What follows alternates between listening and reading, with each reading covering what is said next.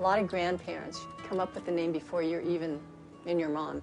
They have a dream and they tell your mother, oh, you're gonna have another girl and her name's going to be Kapolioka Ehukai. That means heart of the sea.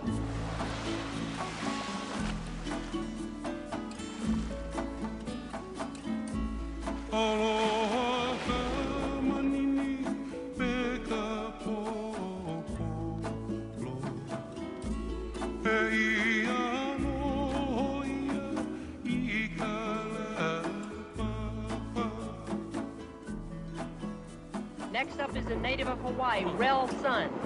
She grew up at Makaha and really knows these waves well. Look at her maneuver here. Look, right there, Andrea, that's a nose ride. You don't see many of them anymore. It's an extremely difficult maneuver to perform on these small boards. Looking at it in slow motion, you'll notice she pulls herself up high in the wave, drops her weight back, stalls her board into the critical section, and simply walks to the front of the board. Plants herself on the nose and rides the wave. Extremely difficult, it's going to score. Before I could read the ocean. I knew the tides, I could read the wind on the ocean. I thought I knew everything I ever needed to know, you know, just from being on that beach every day, you know, everything. I started surfing when I was 4.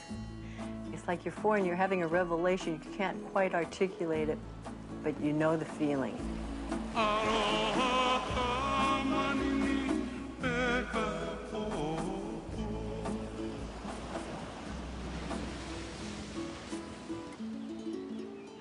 And my dad was like a beach boy, and he used to surf all the time.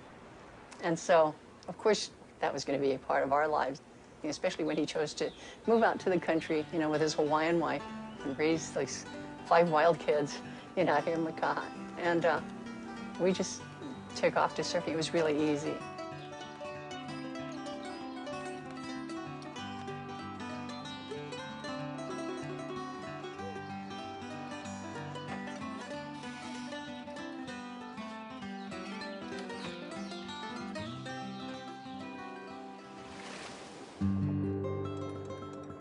We never had anything to be worried about. We never had to fear anything because all of our forefathers, all of our uncles, and everyone who had passed away were in the ocean. So there was nothing to fear. They were there for us if we ever needed them.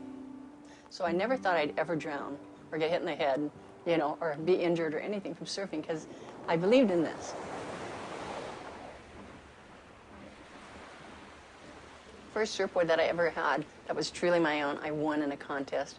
So I get to sleep with it and just say, this is something that's mine. Like someone would take a doll with them to bed, little girls. We didn't have those things.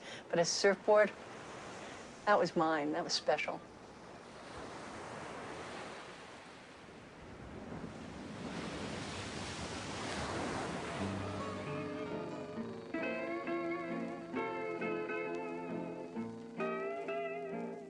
As a child growing up in Hawaii, I had learned that surfing was unique to Hawaii, where people stood up and rode waves on a surfboard.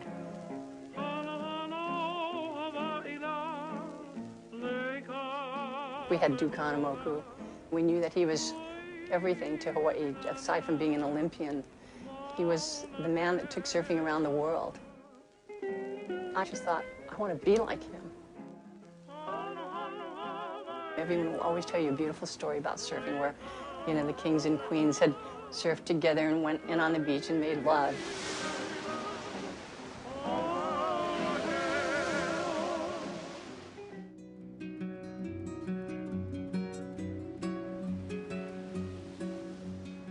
We were just finished setting up the scaffolding. The sun was about to set.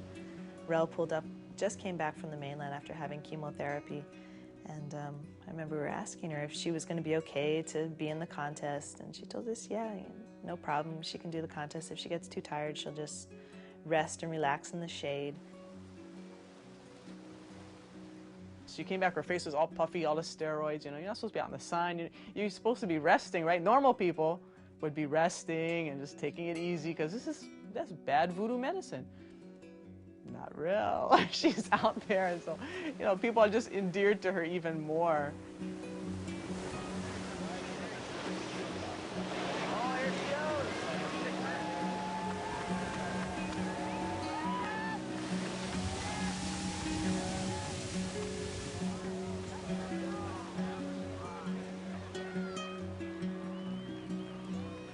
we had created this Iron Woman Award, which was going to be for the woman who competed in all 3 events and had the highest total placings.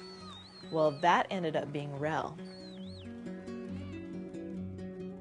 A lot of times when we thought, oh, okay, this doesn't look good, she looks real thin, she looks real ill, she's going for these heavy-duty treatments, she might not make it.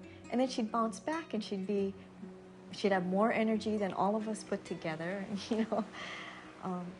So she fooled us enough times that we thought, okay, she's going to outlive us all. We all thought she was going to outlive us all.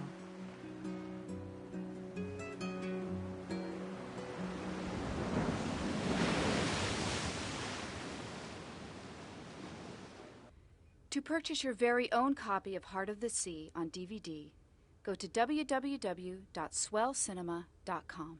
To learn more about RELL's son, go to www.rellson.com.